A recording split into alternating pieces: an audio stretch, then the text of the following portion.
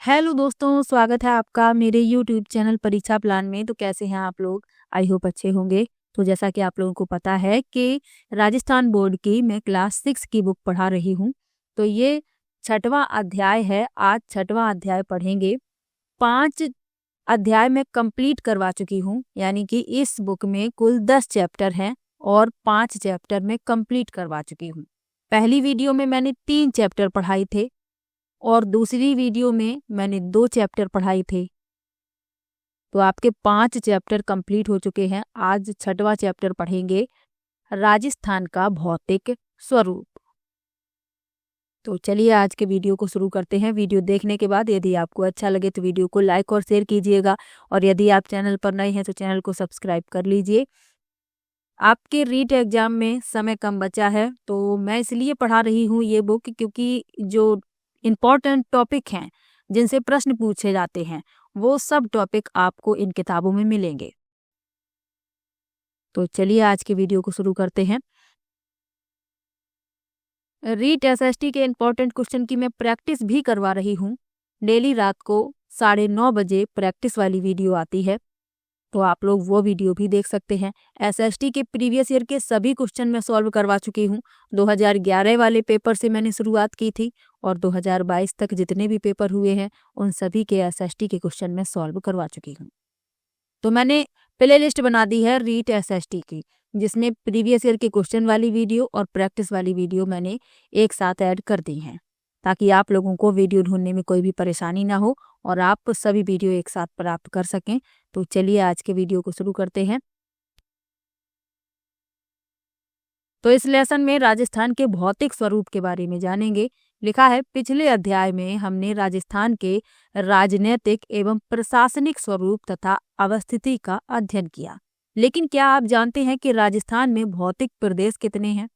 राज्य की पर्वतमाला की सबसे ऊंची चोटी कौन सी है? यहाँ की जलवायु कैसी है? आइए हमारे राज्य से संबंधित इन सभी प्रश्नों के उत्तर इस अध्याय में समझते हैं। तो ये इम्पोर्टेंट लेसन है। इस लेसन से आपको कई प्रश्न मिलेंगे। प्रीवियस ईयर के क्वेश्चन वाली वीडियो देखी है तो आपको पता होगा कि कई प्रश्न पूछे जाते हैं। तो लिखा है, राजस्थान का भौतिक स्वरूप अत्यंत जटिल एवं विविधता युक्त है। राज्य के मध्यवर्ती भाग में स्थित अरावली पर्वतमाला विश्व की प्राचीनतम पर्वतमालाओं में से एक है और ये आपको याद रखना है। राज्य का पश्चिमी भाग मरुस्थली है एवं दक्षिण पूर्वी भाग पठारी है। अतः भू संरचना के आधार पर राजस्थान को 4 भौतिक भागों में बांटा गया है। कौन कौन से हैं 4 भाग? थार का मरुस्थल, अरावली पर्वत, पूर्वी मैदान, दक्षिण पूर्वी पठार। तो भू संरचना के आधार पर राजस्थान को 4 भौतिक भागों में बांटा गया है और अब इन सब के बारे में डिटेल में बताया जा रहा है। तो सबसे पहले लिखा है थार मरुस्थल। लिखा है, भारत की पश्चिमी सीमा से लेकर मध्य राजस्थान में अरावली तक राजस्थान के पश्चिमी भाग में विशाल थार का मरुस्थल स्थित है। यह राज्य के 12 जिलों में लगभग 21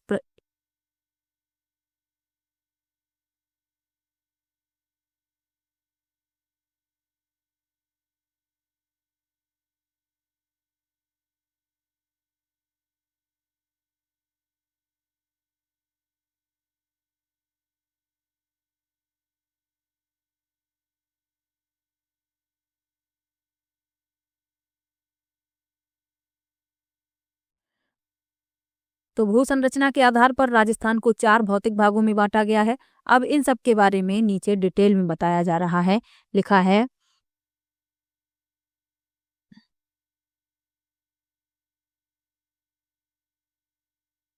तो भू संरचना के आधार पर राजस्थान को 4 भागों में बांटा गया है। थार मरुस्थल, अरावली पर्वत, पूर्वी मैदान, दक्षिण पूर्वी पठार। अब इन सब के बारे में डिटेल में बताया जा रहा है। तो सबसे पहले लिखा है थार मरुस्थल।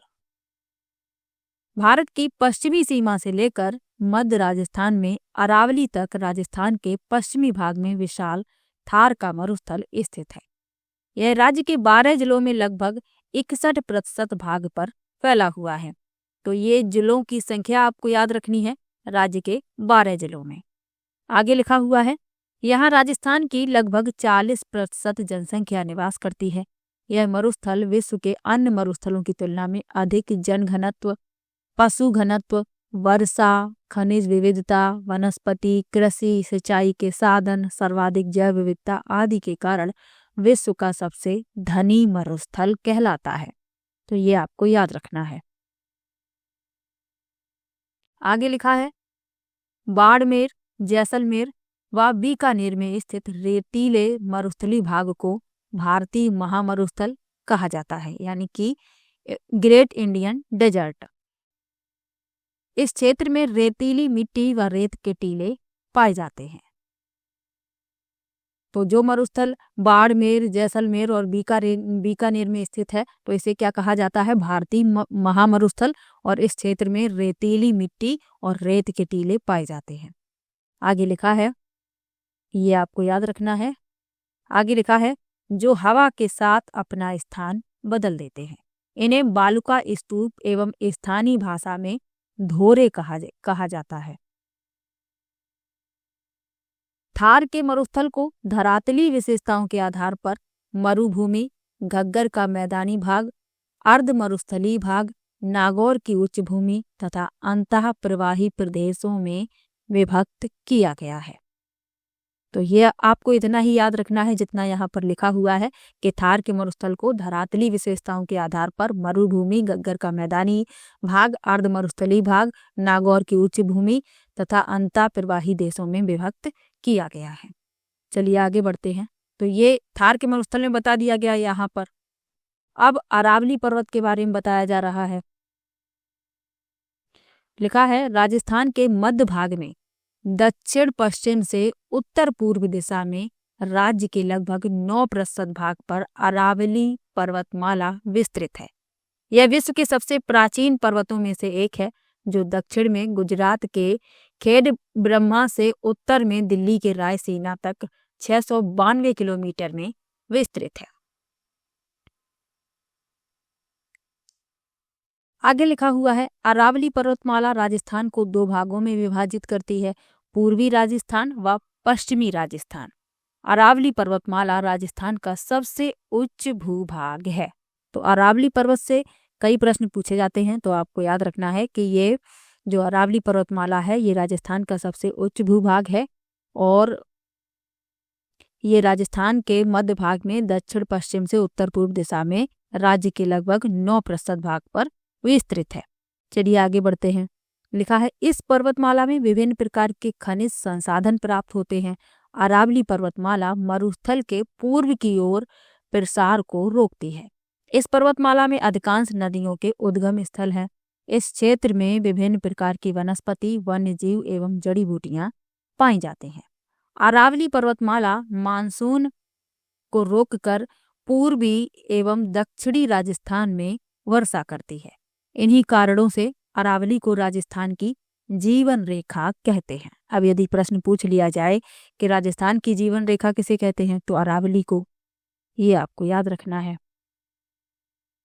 आगे लिखा है, राजस्थान में अरावली पर्वतमाला की सबसे ऊंची पर्वत चोटी गुरु शिखर है। यह सिरोही जिले के माउंट आबू में स्थित है, जिसकी ऊंचाई 1722 मीटर है। और ये आपको याद भी रखना है। प्रश्न पूछ लिया जाता है कि अरावली पर्वतमाला की सबसे ऊंची चोटी का नाम बताइए, तो आपको याद रखना है गुरु शिखर। और ये कहाँ पर स्थित है? सिरोही जिले के माउंट आबू में। चलिए आगे बढ़ते हैं। यहाँ आप मानचित्र में भी देख सकते हैं, ये घग्गर का मैदान है, ये बालका स्तूप मुक्त प्रदेश है, ये उत्तरी अरावली की पहाड़ियां हैं, ये मध्य अरावली और यहाँ दक्षिणी अरावली। ये हाड़ौती का पठार, ये माही का मैदान, ये आबू पर्वत यहाँ पर देख सकते हैं आप। चलिए आगे बढ़ते हैं। लिखा है पूर्वी मैदान। तो तीसरा जो भौतिक क्षेत्र है वह है पूर्वी मैदान। तो चलिए इसके बारे में जान लेते हैं। राजस्थान का पूर्वी मैदान मैदानी भाग चंबल, बनास, बाणगंगा व उनकी सहायक नदियों द्वारा निर्मित है, जो विस्तृत रूप में गंगा के मैदान का ही प्रवाह है। यह मैदान राज्य के लगभग 23% भाग पर फैला है। चंबल नदी के आसपास कोटा से धौलपुर तक का क्षेत्र नाली अपर्दन के कारण अत्यधिक ऊबड़ खाबड़ हो गया है, जिसे चंबल के बीहड़ या डांग या उत्खात भूमि के नाम से जाना जाता है। ये आपको याद रखना है। आगे लिखा है, राजस्थान के सबसे उपजाऊ एवं सर्वाधिक जनघनत्व वाले इस क्षेत्र में राजस्थान की लगभग 40% जनसंख्या निवास करती है। राजस्थान के दक्षिणी भाग में बांसवाड़ा व प्रतापगढ़ जिलों में माही और सहायक नदियों द्वारा निर्मित कुछ मैदानी भाग हैं, जिन्हें माही के मैदान के रूप में जाना जाता है। 56 गांवों के समूह एवं 56 नदी नालों से निर्मित मैदान के कारण इसे 56 का मैदान कहते हैं। तो क्यों कहा जाता है? क्योंकि यहाँ पर 56 गांवों का समूह है और 56 नदी नालों से ये मैदान निर्मित है, इसीलिए इसे 56 का मैदान कहा जाता है। चलिए आगे बढ़ते हैं। आगे लिखा है, चौथा जो भौतिक क्षेत्र है वह है दक्षिण पूर्वी पठार। तो चलिए इसके बारे में पढ़ लेते हैं। लिखा है, राजस्थान के दक्षिण पूर्वी भाग को प्राचीन काल में हाड़ा वंशी शासकों का क्षेत्र होने के कारण हाड़ौती का पठार भी कहा जाता है। तो ये आपको याद रखना है। राज्य के लगभग 7% भाग में फैले इस पठारी क्षेत्र की अधिकांश मिट्टी लावा निर्मित मध्यम काली है, जो उपजाऊ मिट्टी है। राजस्थान के अन्य पठारों में प्रमुख है सिरोही में स्थित उड़िया एवं आबू, उदयपुर एवं राजसमंद में स्थित भोराट का पठार, चित्तौड़गढ़ में स्थित मेसा, चित्तौड़गढ़ एवं भीलवाड़ा जिले के पूर्वी भाग में स्थित उपरमाल और उदयपुर एवं प्रतापगढ़ में स्थित लसाड़िया का पठार आदि। तो ये सब भी साथ में याद रखिएगा। प्रश्न आपका जो पूछा जाता है वो अरावली पर्वतमाला से पूछा जाता है और थार के मरुस्थल से भी प्रश्न बन जाता है, लेकिन आपको जानकारी सभी की होनी चाहिए। चलिए आगे बढ़ते हैं। लिखा है, जलवायु व ऋतु चक्र। जो 4 भौतिक भाग थे उनके बारे में आपको बता दिया। जो 4 भौतिक भाग थे, अरावली पर्वतमाला, थार का मरुस्थल, पूर्वी मैदान और दक्षिण पूर्वी पठार, इन सब के बारे में आपको बता दिया। अब लिखा है जलवायु व ऋतु चक्र।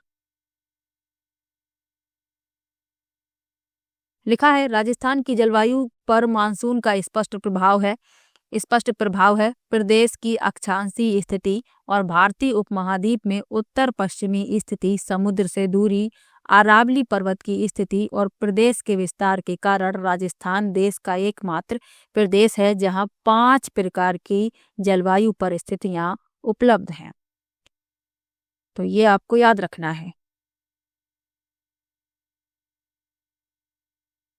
आगे लिखा है, जहां राज्य के पश्चिम में लगभग 61% भाग में शुष्क और अर्ध शुष्क मरुस्थलीय जलवायु है, वहीं अरावली के पूर्व में जयपुर एवं उत्तरी पूर्वी जिलों में उप आर्द्र जलवायु, सवाई माधोपुर से लेकर उदयपुर तक आर्द्र जलवायु एवं दक्षिण में बांसवाड़ा व दक्षिण पूर्व के झालावाड़ जिलों में अति आर्द्र जलवायु पाई जाती है। और यहाँ से प्रश्न पूछा जा चुका है, जो प्रीवियस ईयर के पेपर हुए हैं, जिसने भी पढ़े हैं तो उसको पता होगा। मिलान करने के लिए आया था कि जो जिले हैं उनकी जलवायु से इन्हें मिलान कीजिए।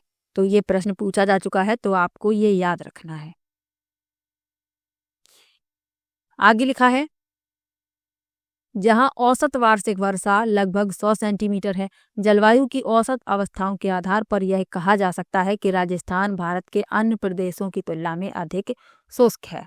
तो ये जो जिले दिए गए हैं जिनकी जलवायु हमें बताई गई है, ये आपको याद रखने हैं। कौन कौन से याद रखने हैं? अरावली के पूर्व में जयपुर एवं उत्तरी पूर्वी जिलों में उप आर्द्र जलवायु है, ये आप कहीं पर लिख लीजिए। सवाई माधोपुर से लेकर उदयपुर तक आर्द्र जलवायु है एवं दक्षिण में बांसवाड़ा व दक्षिण पूर्व के झालावाड़ जिलों में अति आर्द्र जलवायु पाई जाती है। तो राजस्थान जो है अन्य प्रदेशों की तुलना में अधिक शुष्क है, तो ये आपको याद रखना है।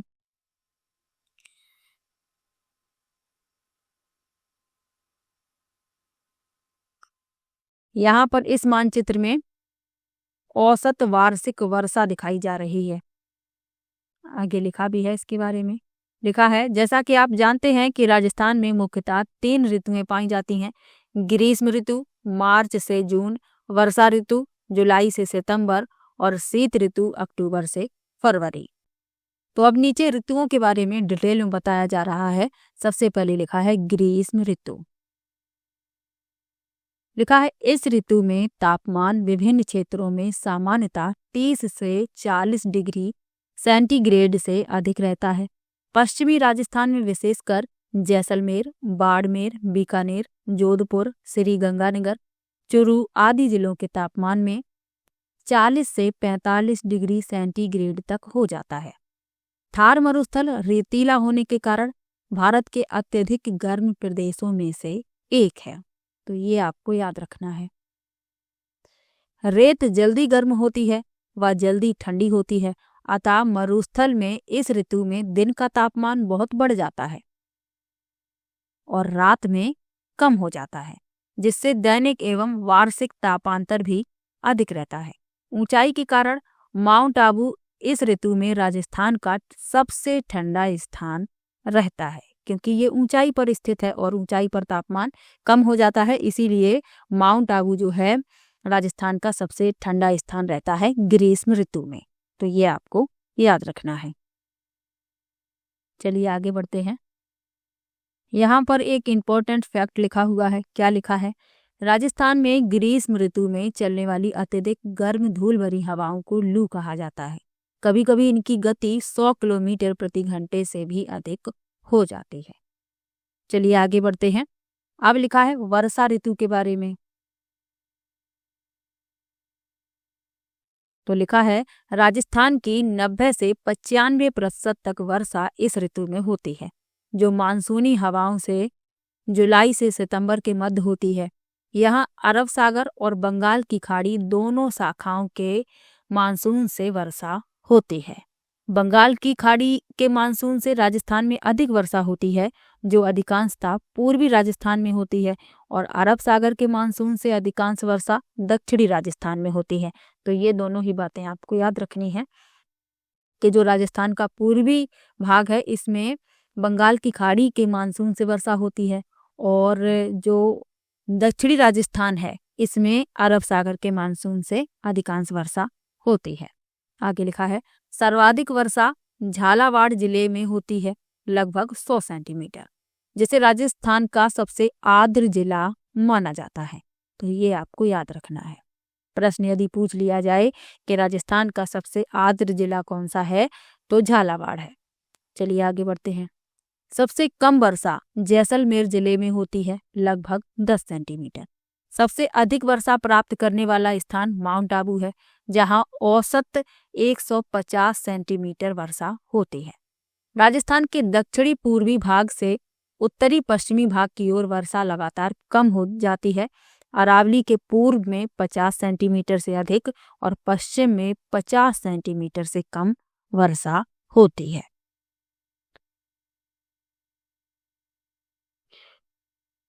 अब लिखा है शीत ऋतु के बारे में। तो चलिए शीत ऋतु के बारे में पढ़ लेते हैं। लिखा है, राजस्थान में शीत ऋतु में तापमान धीरे धीरे कम होता जाता है। पश्चिमी राजस्थान में रेत के अत्यधिक ठंडी हो जाने के कारण तापमान 0 डिग्री सेंटीग्रेड या कुछ स्थानों पर इससे भी कम हो जाता है। ऊंचाई के कारण ही इस ऋतु में माउंट आबू राजस्थान में अधिक ठंडा रहता है, क्योंकि ये ऊंचाई पर स्थित है। इस ऋतु में आकाश साफ रहता है और मंद मंद गति से पवन चलती है। उत्तर भारत से आने वाली शीत लहर के प्रभाव में आने से ठंड बहुत बढ़ जाती है। तो तीनों ऋतुओं के बारे में आपको बता दिया, ग्रीष्म ऋतु, वर्षा ऋतु, शीत ऋतु। अब यहाँ पर क्या लिखा हुआ है? लिखा है, भारत में शीत ऋतु में होने वाली वर्षा को मावठ या पश्चिमी विक्षोभ कहा जाता है। ये चक्रवात भूमध्य सागर से आकर राजस्थान सहित उत्तरी पश्चिमी भारत में वर्षा करते हैं। इस वर्षा से गेहूं की फसल को लाभ होता है और ये प्रश्न भी पूछा जा चुका है, तो ये आपको याद भी रखना है।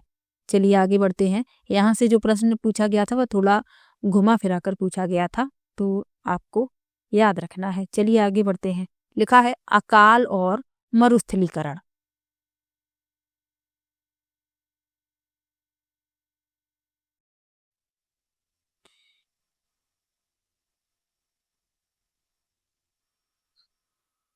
लिखा है राजस्थान में, विशेषकर पश्चिमी राजस्थान में बार बार अकाल यानी कि सूखा पड़ता है। इसका कारण है वर्षा का सामयिक, अपर्याप्त, अनिश्चित, अनियमित होना।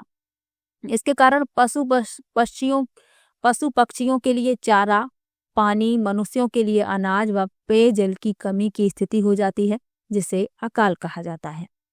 कम वर्षा यहाँ की जलवायु का प्राकृतिक स्वभाव है, लेकिन मानवीय स्वार्थों ने जिस तरह विवेकहीन ढंग से वनों की कटाई की है, भूमिगत जल का अतिदोहन किया है, पारंपरिक जल संसाधन प्रबंधन की उपेक्षा की है, उसका प्रतिकूल प्रभाव प्रदेश के आर्थिक और सामाजिक जीवन पर पड़ा है।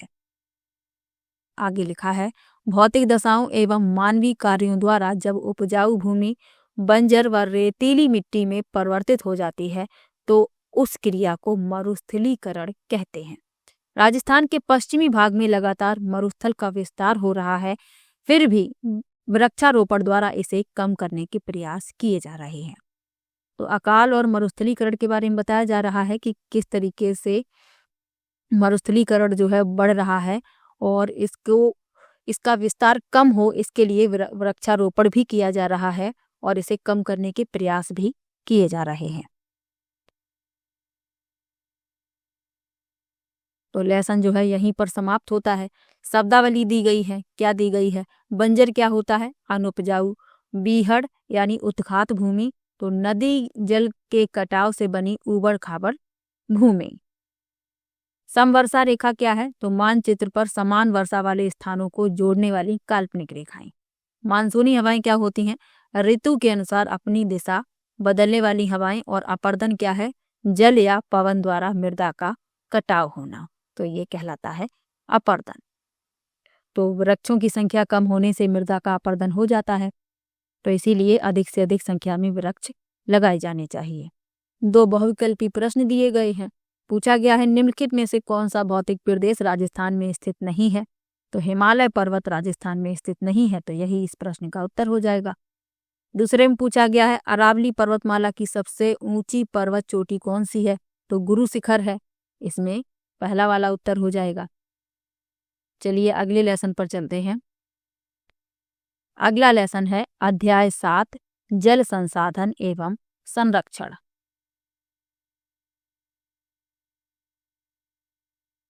लिखा है जल की उपलब्धता के कारण ही पृथ्वी पर जीवन संभव है। जल का उपयोग पेयजल, दैनिक घरेलू कार्य, सिंचाई, उद्योग आदि कार्यों में किया जाता है। जल के समस्त स्रोत जल संसाधन कहलाते हैं। राजस्थान के मुख्य जल स्रोतों में झीलें, नदियां, उन पर बने बांध व नहरें, तालाब, कुएं एवं नलकूप आदि हैं। आइए हम इस अध्याय में राजस्थान के जल संसाधनों एवं अपवाह तंत्र का विस्तार से अध्ययन करते हैं। लिखा है अपवाह तंत्र। तो अपवाह तंत्र क्या होता है? यहाँ से प्रश्न पूछा गया था, तो चलिए अपवाह तंत्र के बारे में जान लेते हैं। लिखा है धरातली बनावट और भूगर्भिक संरचना के आधार पर किसी नदी तथा उसकी सहायक नदियों द्वारा निर्मित जल प्रवाह की विशेष व्यवस्था को अपवाह तंत्र या प्रवाह प्रणाली कहते हैं। 2 अपवाह क्षेत्रों के मध्य की उच्च भूमि जो वर्षा जल को विभिन्न दिशाओं में विभक्त कर प्रवाहित करती है, उसे जल विभाजक रेखा कहते हैं, जैसे राजस्थान में अरावली पर्वत। आगे लिखा है राजस्थान का अपवाह तंत्र। अब यहाँ पर राजस्थान के अपवाह तंत्र के बारे में बताया जा रहा है। लिखा है राजस्थान के अपवाह तंत्र को 3 भागों में बांटा जा सकता है। पहला है बंगाल की खाड़ी का अपवाह तंत्र। तो अरावली पर्वत से पूर्वी भाग में बहने वाली बनास, काली सिंध, पार्वती आदि नदियां चंबल में प्रवाहित होकर यमुना नदी में मिल जाती हैं तथा यमुना नदी गंगा नदी में एवं अंत में गंगा नदी का जल बंगाल की खाड़ी में मिल जाता है। अतः इन नदियों को बंगाल की खाड़ी का अपवाह तंत्र कहते हैं। तो ये आपको याद रखना है कि अरावली से पूर्वी भाग में बहने वाली जो नदियां हैं कौन कौन सी हैं, बनास, काली सिंध, पार्वती, ये नदियां चंबल में प्रवाहित होकर यमुना में मिल जाती हैं और यमुना नदी, गंगा नदी अंत में बंगाल की खाड़ी में मिल जाती हैं। तो इन नदियों को बंगाल की खाड़ी का अपवाह तंत्र कहते हैं। आगे लिखा है अरब सागर का अपवाह तंत्र। तो अरावली पर्वत से पश्चिम भाग में बहकर अपना जल अरब सागर में ले जाने वाली माही, लूनी, साबरमती, पश्चिमी बनास एवं इसकी सहायक नदियों को अरब सागर का अपवाह तंत्र कहते हैं। आगे लिखा है आंतरिक अपवाह तंत्र। तो ऐसी नदी जो किसी समुद्र तक ना पहुंचकर स्थल भाग में ही विलुप्त हो जाए या किसी झील में मिल जाए तो उसे आंतरिक या भूमिगत अपवाह तंत्र वाली नदी कहते हैं। राजस्थान में बहने वाली घग्गर, बाणगंगा, कांतली, साबी, रूपारेल, मेड़ा आदि नदियां आंतरिक प्रवाह तंत्र के उदाहरण हैं। तो इन नदियों के नाम भी आपको याद रखने हैं। चलिए आगे बढ़ते हैं। लिखा है राजस्थान की प्रमुख नदियां। अब जो प्रमुख नदियां हैं उनके बारे में बताया जा रहा है, तो चलिए पढ़ लेते हैं। तो सबसे पहले लिखा है चंबल नदी के बारे में।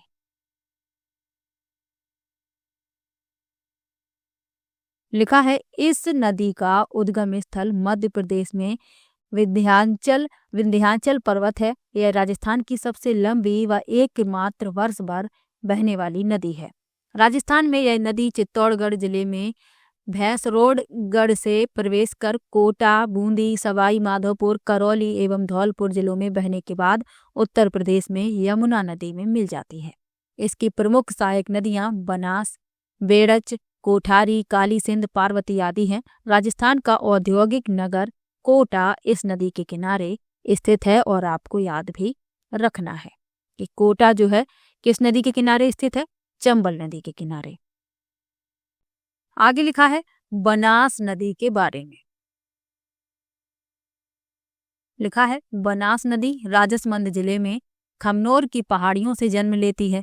यह राजसमंद, चित्तौड़गढ़, भीलवाड़ा, टोंक जिलों में बहकर सवाई माधोपुर में रामेश्वर के निकट चंबल नदी में मिल जाती है। यह एक मौसमी नदी है। पूर्णतः राजस्थान में बहने वाली यह सबसे लंबी नदी है। इसकी लंबाई लगभग 480 किलोमीटर है। तो ये आपको याद रखना है कि ये पूर्णतः राजस्थान में बहने वाली सबसे लंबी नदी है और लंबाई लगभग कितनी है, 480 किलोमीटर। आगे लिखा है टोंक व सवाई माधोपुर नगर बनास नदी के किनारे स्थित हैं और ये भी याद रखिएगा। बनास की प्रमुख सहायक नदियां मेनाल, कोठारी, बेड़च, खारी आदि हैं। तो इतना आपको बनास नदी के बारे में याद रखना है। आगे लिखा है लूनी के बारे में। चलिए पढ़ लेते हैं। लिखा है अजमेर जिले में गोविंदगढ़ के निकट सरस्वती व सागरमती नामक दो धाराओं के मिलने से इस नदी का उद्गम होता है। अजमेर, नागौर, पाली, जोधपुर, बाड़मेर, जालौर जिलों में बहने के बाद यह नदी कच्छ की खाड़ी में मिल जाती है। बाड़मेर जिले के बालोतरा तक इस नदी का जल मीठा होता है तथा इसके बाद जल खारा हो जाता है। इसकी सहायक नदियों में जोजरी, बांडी, जवाई, मीठड़ी, खारी, सुकड़ी, सागी, गुहिया आदि हैं। तो ये इसकी सहायक नदियां हैं, तो ये भी आपको याद रखनी है। लूनी की ये सहायक नदियां हैं। अब लिखा है माही नदी के बारे में। तो मध्य प्रदेश में विंध्याचल पर्वत इस नदी का उद्गम स्थल है। यह नदी राजस्थान में बांसवाड़ा व प्रतापगढ़ जिलों में बहने के बाद खंबात की खाड़ी में मिलती है। इसकी प्रमुख सहायक नदियां सोम एवं जाखम हैं। नदियों से आपको एक प्रश्न मिल सकता है, तो आपको नदियों के बारे में जानकारी तो होना आवश्यक ही है। आगे लिखा है बाणगंगा के बारे में। तो लिखा है इस नदी का उद्गम जयपुर जिले में स्थित अरावली की बैराठ पहाड़ी से होता है। इस नदी का पानी भरतपुर में घनापच्ची राष्ट्रीय उद्यान में नम भूमि का निर्माण करता है। इसे अर्जुन की गंगा भी कहा जाता है। अब यहाँ से प्रश्न पूछा जा सकता है कि अर्जुन की गंगा किसे कहा जाता है, तो बाण गंगा को अर्जुन की गंगा भी कहते हैं। तो ये आपको याद रखना है। आगे लिखा है घग्गर के बारे में। लिखा है इस अंता प्रवाही नदी का उद्गम हिमाचल प्रदेश में हिमालय पर्वत की शिवालिक श्रेणी से होता है। उत्तरी राजस्थान में यह नदी हनुमानगढ़ में प्रवेश कर श्री गंगानगर में भूमिगत हो जाती है। इस नदी को प्राचीन सरस्वती नदी का अवशेष अथवा सहायक नदी माना जाता है। तो इतना आपको याद रखना है। चलिए आगे बढ़ते हैं। यहाँ पर मानचित्र में राजस्थान का उच्चावच एवं अपवाह तंत्र दिखाया जा रहा है। यहाँ इस मानचित्र में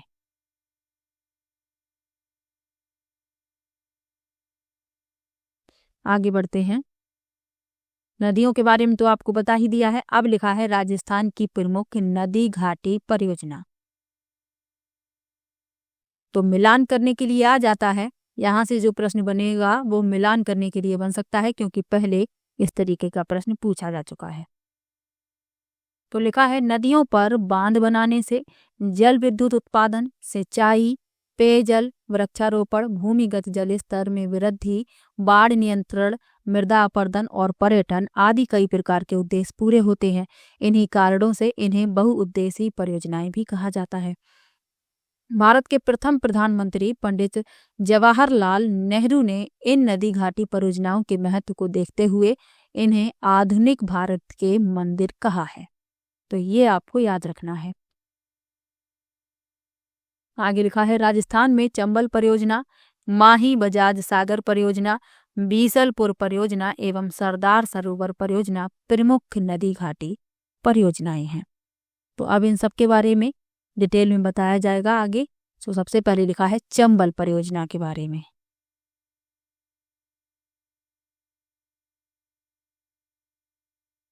लिखा है यह परियोजना राजस्थान और मध्य प्रदेश राज्यों की संयुक्त परियोजना है। इस परियोजना के अंतर्गत कुल 4 बांध बनाए गए हैं। इनमें से गांधी सागर बांध मध्य प्रदेश के मंदसौर जिले में स्थित है।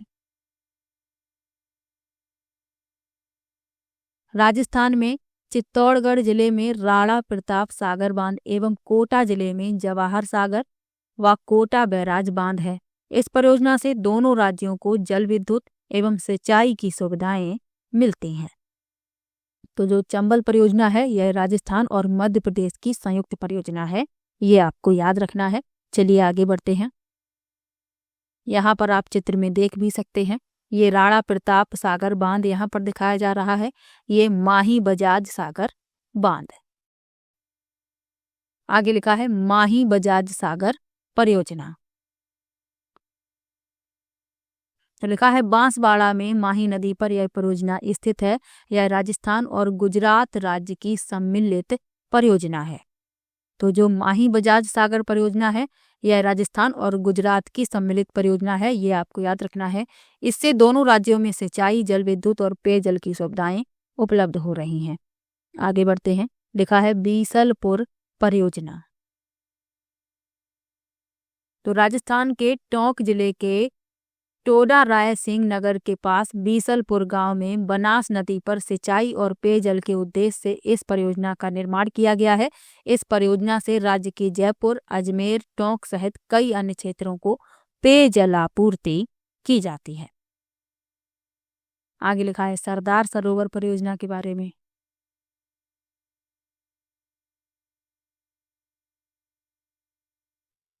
अब लिखा है सरदार सरोवर परियोजना के बारे में। तो चलिए पढ़ लेते हैं। लिखा है गुजरात, मध्य प्रदेश, महाराष्ट्र और राजस्थान राज्यों की इस संयुक्त परियोजना का निर्माण गुजरात में नर्मदा नदी पर किया गया है। इस परियोजना से राजस्थान के दक्षिण पश्चिम में नहर द्वारा बाड़मेर व जालौर जिलों में सिंचाई एवं पेयजल सुविधा उपलब्ध करवाई जाती है। तो ये जो परियोजना है सरदार सरोवर परियोजना, ये गुजरात, मध्य प्रदेश, महाराष्ट्र और राजस्थान राज्यों की संयुक्त परियोजना है। ये आपको याद रखना है। और इस परियोजना का निर्माण गुजरात में नर्मदा नदी पर किया गया है। ये भी आपको याद रखना है। इनके अतिरिक्त राज्य में पाली जिले में जवाई नदी पर जवाई परियोजना, डूंगरपुर जिले में सोम नदी पर सोम कमला आंबा परियोजना, उदयपुर जिले में मानसी वाकल तथा प्रतापगढ़ जिले में जाखम नदी पर जाखम परियोजना भी है। जल संरक्षण के आधुनिक तरीकों में बांध बनाना सबसे प्रमुख है। तो राजस्थान की नदी घाटी परियोजनाओं के बारे में आपको बता दिया है। अब लिखा है राजस्थान में प्रमुख झीलें एवं जल संचयन। तो प्रमुख झीलों के बारे में और जल संचयन के बारे में बताया जाएगा। लिखा है राजस्थान के लगभग हर क्षेत्र में पारंपरिक जल स्रोत जैसे कुएं, बावड़ियां, जोहड़, टांके, खड़ीन आदि पाए जाते हैं।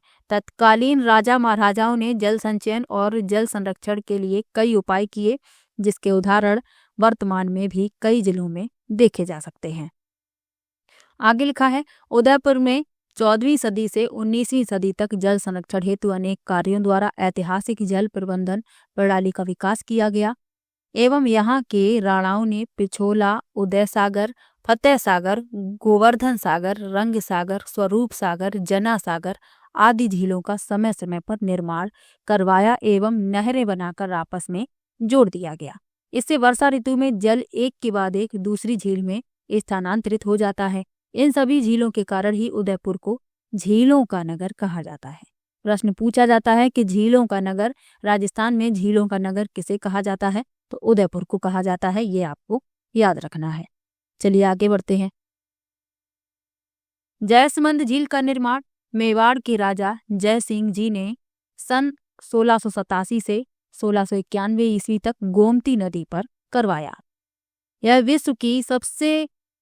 यह विश्व की मीठे पानी की सबसे बड़ी मानव निर्मित झील मानी जाती है। यही आपको याद रखना है।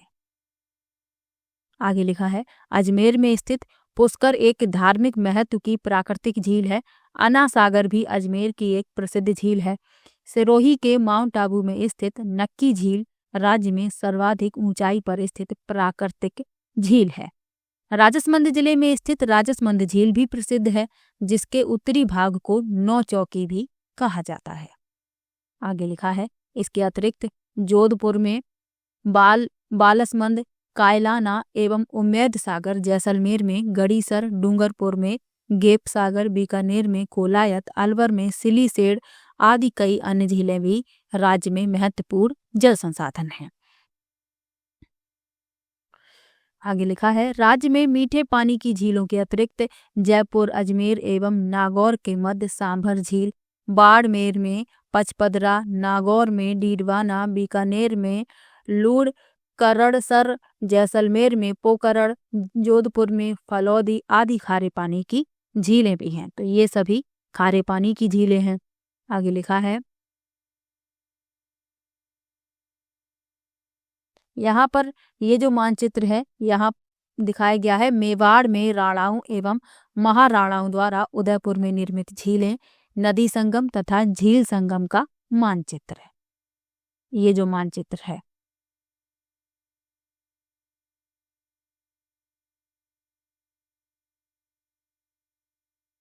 आगे लिखा है जल संरक्षण के बारे में। लिखा है जल संरक्षण हमारा प्रथम दायित्व है। जल संरक्षण के लिए प्रत्येक नागरिक को प्रशासन का सहयोग करना चाहिए। इसके लिए आवश्यक है कि हमें जलाशयों में घरेलू और औद्योगिक अपशिष्ट नहीं डालना चाहिए। पेयजल स्रोतों के निकट स्नान नहीं करना चाहिए।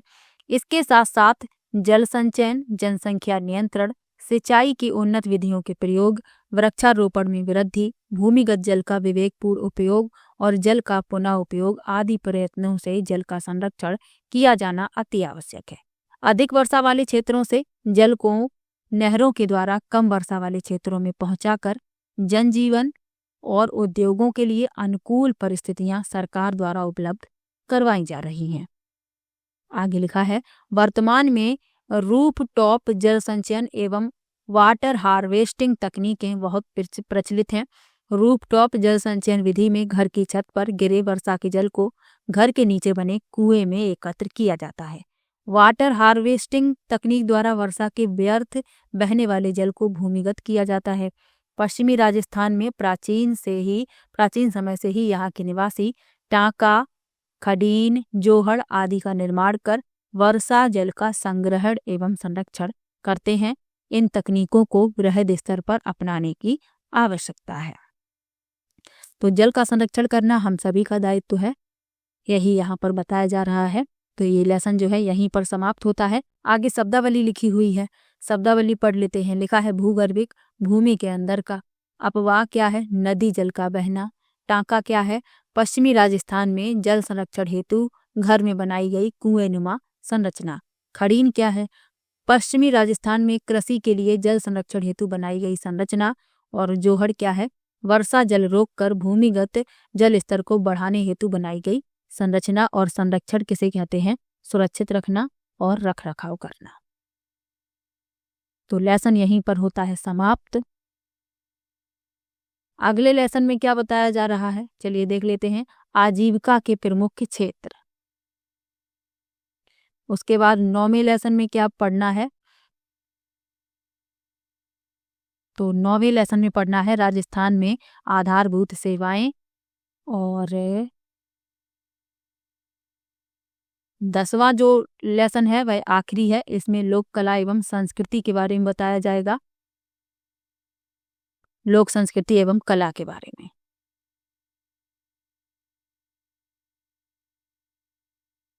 तो जो 10वां लेसन है बहुत ही ज़्यादा इम्पोर्टेंट है। इसमें मेलों के बारे में और भी अन्य इम्पोर्टेंट टॉपिक हैं जिनसे प्रश्न बनते हैं, वो 10वें लेसन में है। तो आज की वीडियो को यहीं पर समाप्त करते हैं।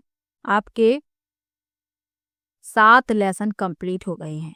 पहली वीडियो में 3 लेसन कंप्लीट करवाए, दूसरी वीडियो में 2 लेसन कंप्लीट करवाए, और ये तीसरी वीडियो है, इसमें भी मैंने 2 लेसन कंप्लीट करवाए हैं।